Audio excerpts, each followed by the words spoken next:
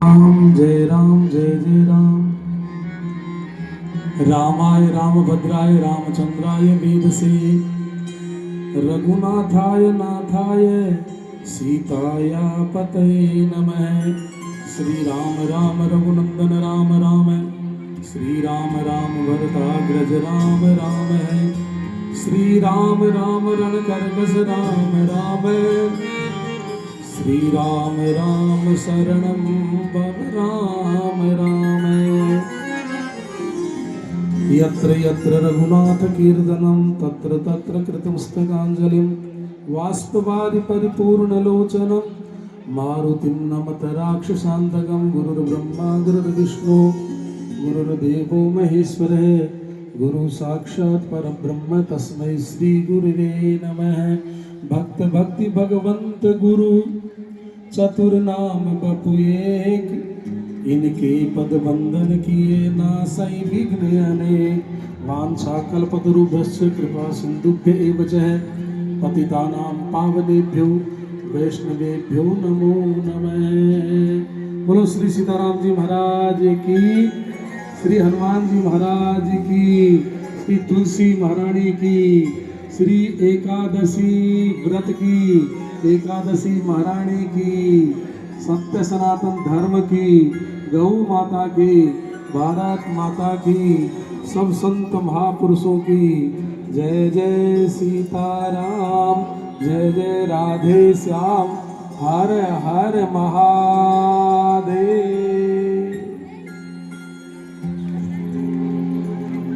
अकारण करुणा वरुणालय भक्तवान छाकर श्री सीताराम जी महाराज, नित्य सेवा में रत श्री हनुमान जी महाराज, प्रातः स्मरणीय परम पूज्य पाद अनंत श्री विभूषित श्री खोजी द्वाराचार्य भगवान ब्रह्म पीठाधीश्वर काठिया परिवाराचार्य भगवान, त्रिवेणी धाम डाकोर धाम के चरणों में वंदन एवं इस तुलसी विवाह और एकादशी उद्यापन के आयोजक श्री मंगलदास जी महाराज के चरणों में वंदन। श्री सुदर्शन दास जी महाराज जो सुंदर वक्ता हैं और सुमधुर कंठ से सार गर्भित आपको कथा सुनाते हैं। कभी कथा सुनने का मौका मिले तो बढ़िया उद्भट विद्वान हैं, जगह जगह इनकी कथाएं चलती रहती हैं। संत सेवा गौ सेवा से भी वो तुरंत रहते हैं, तो उनके चरणों में वंदन।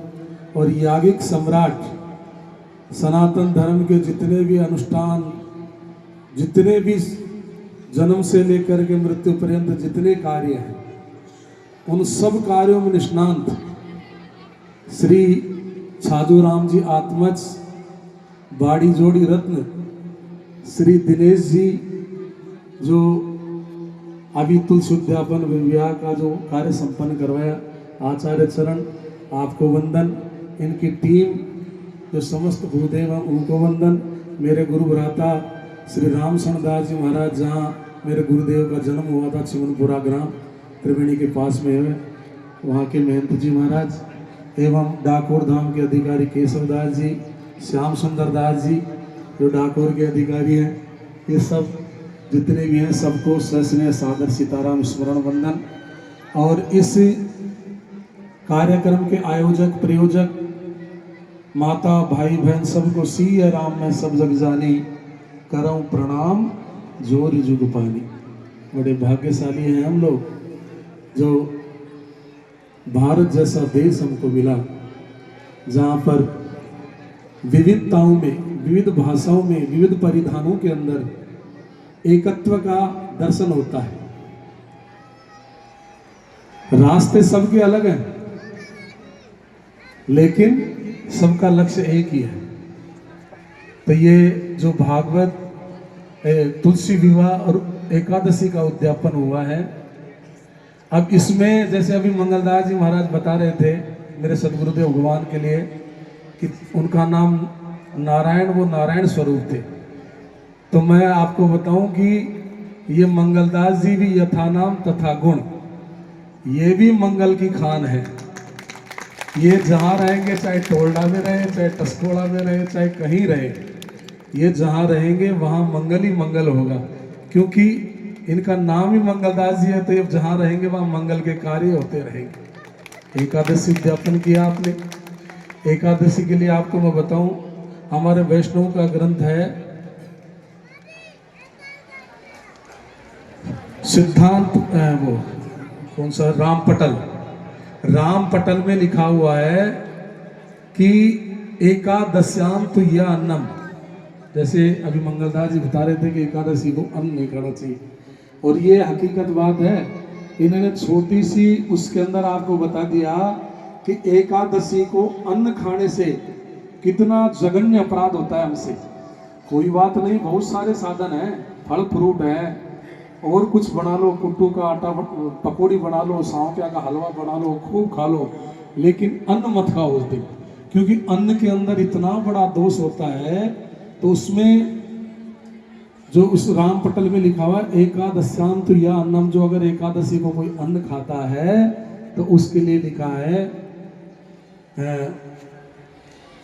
स्वमातृगमनम वरम गोमांस भक्षणम, अपनी माता के साथ व्यभिचारपना और गोमांस भक्षण खाने के बराबर पाप लगता है एकादशी के दिन अन्न खाने से। इसलिए एकादशी के अन्न से बचना चाहिए। बहुत सारे साधन है, खा लो, दूसरी चीज अलग खा लो। अच्छा, हमारे सनातन धर्म के अंदर जितने भी धर्म हैं, चाहे कुछ भी हम कार्य कराएं, घंटी घड़ियाल बजा रहे हैं, शंख बजा रहे हैं, शादी में फेरा कर रहे हैं, जो गोत्र टाल रहे हैं, ये सब विज्ञान से आधारित है। तो ये व्रत उपवास भी हमारे विज्ञान से आधारित है। किसका? अगर आप प्रैक्टिकल में देखें, हम गाड़ी लेकर के चले गए और गाड़ी लेकर के चलते जाएंगे, उसको विश्राम नहीं देंगे तो क्या होगा? या तो इंजन सीज हो जाएगा, बंद हो जाएगी गाड़ी। तो ये शरीर भी तो गाड़ी है, इसको अपन 15 दिन से ठूस ठूस करके खूब खिला रहे हैं। एक दिन अगर विश्राम मिल जाए एकादशी के दिन, तो इस शरीर को आराम मिलेगा, रिलीफ मिलेगा, और ये अंग जो है फिर से काम करना शुरू कर देंगे। नहीं तो कहते हैं कि हमारी गैस बन रही है, हमारे हजम नहीं हो रहा है भोजन, इसीलिए नहीं हो रहा है क्योंकि आप इसको रेस्ट नहीं दे रहे हो, ठूसते ही चले जा रहे हो। तो एकादशी का व्रत समस्त सनातनियों को करना चाहिए, भले और चाहे कोई व्रत बने ना बने, लेकिन एकादशी का तो व्रत। क्योंकि अभी महाराज सुदर्शन दास जी महाराज बता रहे थे, अम्बरीश जी महाराज जो द्वादश महाभागवत में उनका नाम है, ऐसे द्वादश महाभागवत थे। एक बार उनके यहाँ पर नारद जी महाराज एक बही लेकर के आ गए। अम्बरीश जी ने पूछा कि महाराज ये बही क्या है? बोले इसमें भगवान के भक्तों की सूची है। कौन कौन भगवान के भक्त हैं? बोले महाराज कृपा करें तो मैं देख सकता हूं क्या? तो नारद जी ने कहा कि देखो। और अम्बरीश जी ने उस चीज को देखा तो उसमें कहीं भी अम्बरीश जी का नाम नहीं था। लेकिन धन्य है उन महाभागवत को। आज अगर हम कोई थोड़ा सा दान करें और हमारा नाम माइक से नहीं भूले, तो ये समझ लो फिर कितना आग बबूला हो जाएंगे। हमारा नाम माइक से नहीं भूले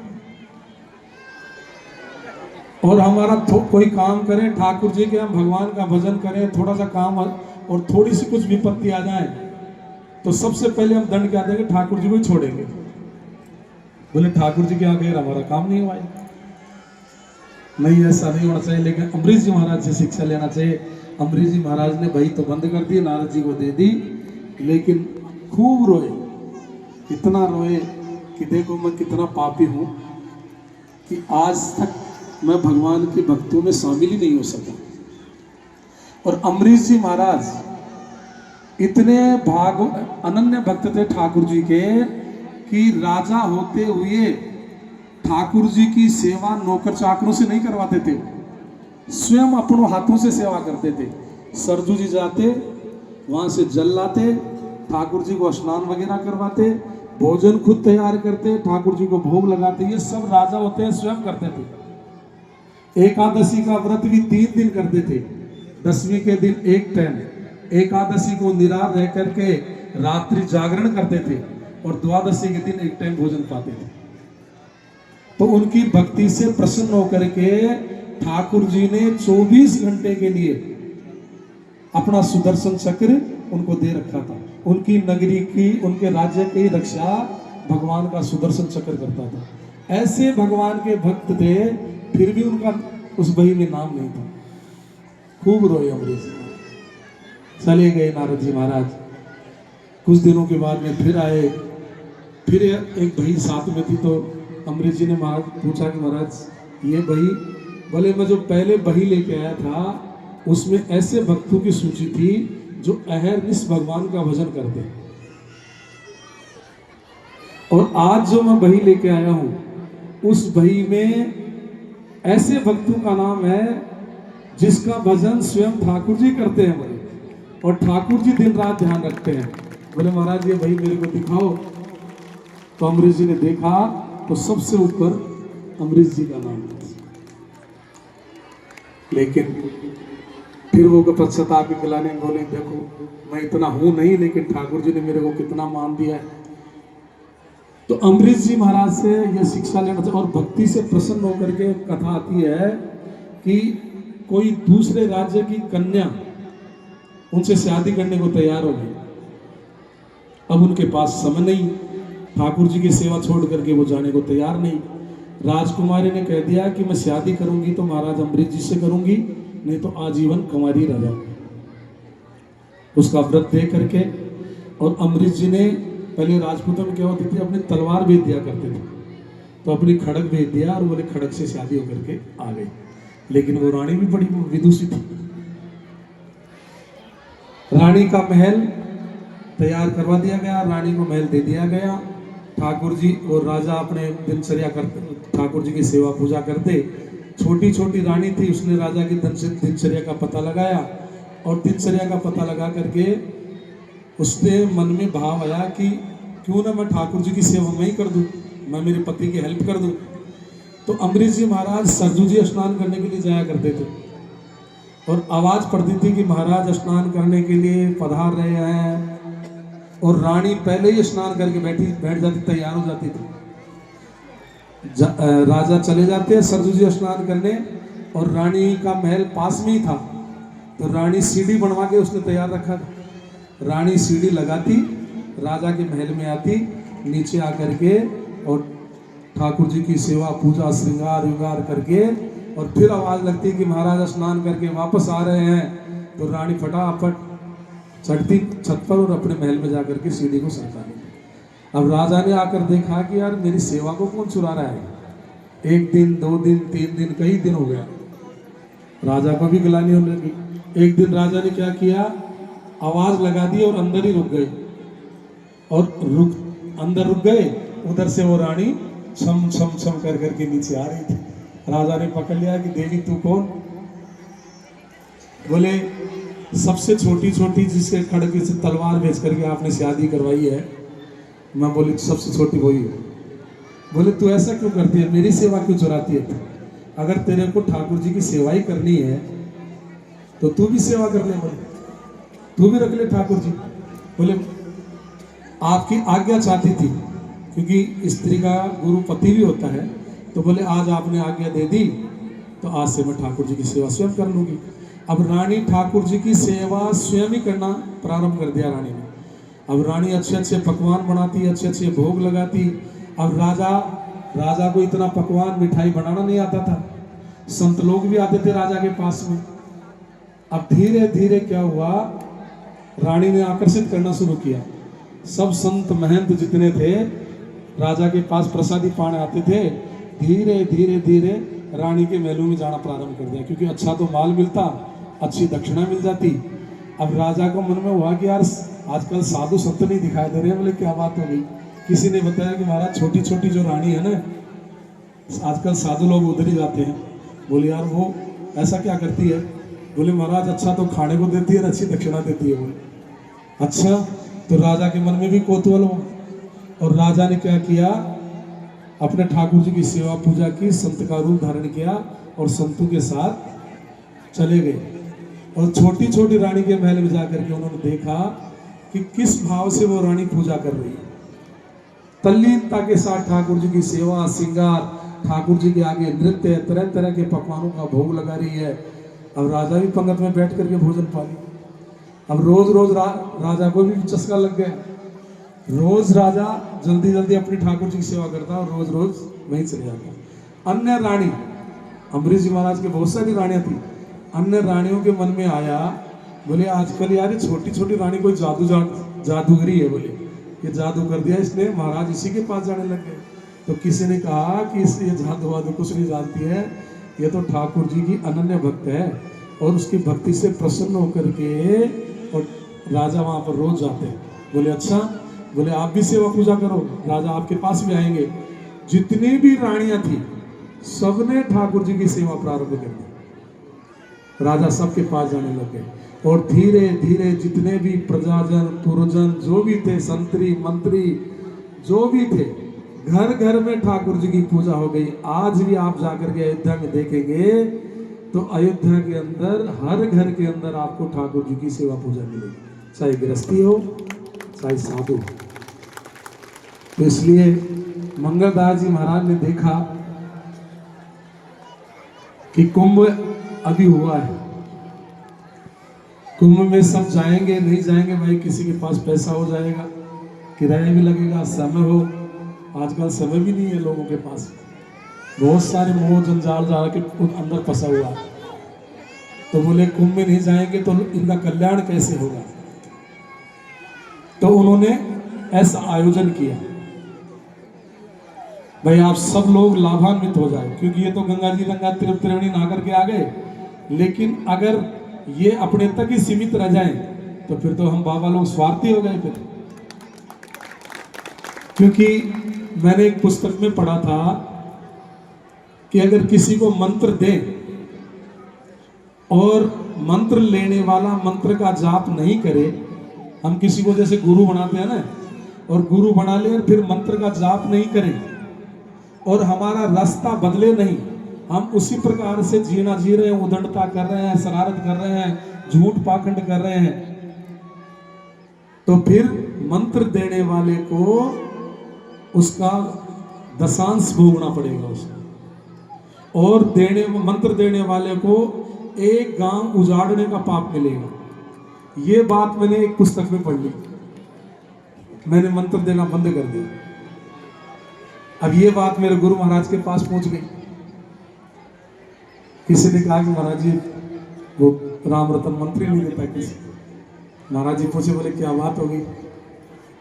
तो महाराज जी बोले मैंने एक पुस्तक में पढ़ लिया, बोले कि बोला प्रतिज्ञा करवा, और बोले कि अगर इस मंत्र को अपन देंगे नहीं तो जगत का कल्याण कैसे होगा। बोला फिर तो अपन तो स्वार्थी हो गए। तो बोले कि जिसको मंत्र दे प्रतिज्ञा करवा कि मंत्र का जाप करना पड़ेगा तेरे। अब फिर धीरे धीरे महाराज जी ने मेरे से कंठी बंधवाना शुरू किया, मंत्र देना प्रारंभ किया। लेकिन मैंने तो देखो भाई, मैंने निवारण भी ढूंढ लिया है। एक आया था श्लोक, मेरे को याद तो नहीं है, लेकिन उसका शब्दार्थ याद है कि पत्नी कुछ अपराध करती है तो उसका कुछ अंश पति को भोगना पड़ता है, पुत्र करता है तो पिता को भोगना पड़ता है, शिष्य करता है गुरु को भोगना पड़ता है, प्रजा करती है तो राजा को भोगना पड़ता है। लेकिन कब तक? राजा तो दंड दे करके फ्री हो जाता है, पति, गुरु और ये पिता, ये 3 बार अगर वो टोक दे और 3 बार के बाद में भी अगर अगले में सुधार नहीं आया तो फिर पूर्ण पाप और जो पुण्य होगा उसका फल का अधिकारी वो होगा, फिर उसका दोष होगा। तो फिर मैंने धीरे धीरे मंत्र देना पड़ेगा। जिन्होंने संतों से महापुरुष से जो मंत्र लेकर रखा है, मंत्र जाप करें आप, क्योंकि ये मंत्र एक अमोघ धनराशि का खजाना है। हम जगह जगह दुख का ढिंढोरा पीट रहे हैं, किसी के संतान नहीं है, कोई रुग्णालय है, कोई रोग से शोक से, कोई नौकरी के लिए, कोई किसके लिए पीड़ित है। कहीं जाने की जरूरत नहीं है। आप अपने गुरु मंत्र पर विश्वास करके 13 करोड़ जप कर लो। अगर किसी के पास कोई कमी रह जाए तो बता देना मेरे। अभी भोपाल में इस शरीर से एक दीक्षित हुआ एक बच्चा, डाकूर में मेरे से दीक्षा लिया और उसके साथ वाले पायलट बन गए, वो रह गए बेचारे। अब उसने इधर उधर अपना रोजना नहीं रोया, उसने अब गुरु मंत्र का सहारा ले लिया। और वो क्या करता, कि रात्रि को 2 बजे बैठ जाता हूं। अब ये भी एक विडंबना है, हम भजन तो कर रहे हैं लेकिन देशे काले च पात्रे च तत्दानव सात्विक स्मृत, देश भी हो और समय भी हो। आज हमसे अच्छे मुसलमान हैं जो 4 बजे उठ करके अपने इसकी आराधना कर रहे हैं, इसलिए वो आगे बढ़ रहे हैं, और हम लोग राक्षस हो गए। राक्षस हो गए जो सूर्य उदय हो गया, जो सबके कर्मों का साक्षी है, जिसको हम सूर्य नारायण भगवान कह रहे हैं, भगवान उदय होके आ गया और हम सो रहे हैं। ये कितनी बड़ी विडंबना है। इसलिए हमारा सनातन धर्म धीरे धीरे धीरे धीरे बहुत कम होता चला जा रहा है। कहाँ पूरे सूर्य उदय से अस्त तक हमारा सनातन का साम्राज्य हुआ करता था। आज भारत में भी, भारत के 13-14 टुकड़े हो गए और भारत में भी अपना अस्तित्व बचाने के लिए प्रयास कर रहा है, कैसे भी हमारा अस्तित्व बचा रहे। और ये धीरे धीरे जितने विधर्मी हैं ये धीरे धीरे बढ़ते चले जा रहे हैं। ये क्यों हो रहा है कि हम भगवान से, संतों से दूरी बनाते चले जा रहे हैं, उनके बताए हुए मार्ग का अनुसरण नहीं कर रहे हैं।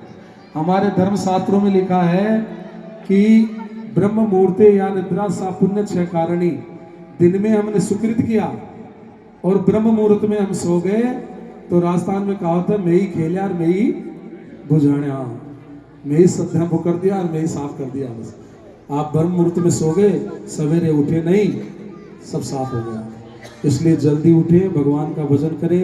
उस बच्चे ने क्या किया कि 2 बजे उठता और गुरु मंत्र का जाप करता। 6 महीने उसको लगे और 6 महीने बाद में वो पायलट बन गया। उसके देखी देखी एक बच्ची ने जयपुर में प्रयोग कर लिया और उसने किया, बोले मेरी अमुक कंपनी में अगर नौकरी लग जाए। उसने भी मंत्र का जाप करना चाहिए, उसकी भी कंपनी में नंबर आ गया, वो चली गई वहां पर, उसको 4-5 लाख रुपए तनख्वाह भी मिलना शुरू हो गया। लेकिन फिर मैंने कईयों को धमकाया, अरे मूर्खो, कांच क्रिच बदले तेले ही, तुम पारसमणि को फेंक करके और कांच के टुकड़े खरीद रहे हो। ये पायलट और एक कंपनी में नौकरी, ये क्या चीज है। अगर भगवान जब देना चाहेंगे तो इतना कुछ फेंक देंगे कि तुम सारे परिवार बैठ करके गिनोगे तो गिनने में भी नहीं आएगा तुम लोगों से। एक भाजपा वाले एक सीट आती थी उनकी, और उन्होंने राम मंदिर का संकल्प लिया, राम जी का सहारा लिया। आज तीसरी लोकसभा चल रही है और पूरे विश्व पर आधिपत्य जमा करके बैठ गए वो लोग। किसके सहारे? राम जी के नाम के सहारे।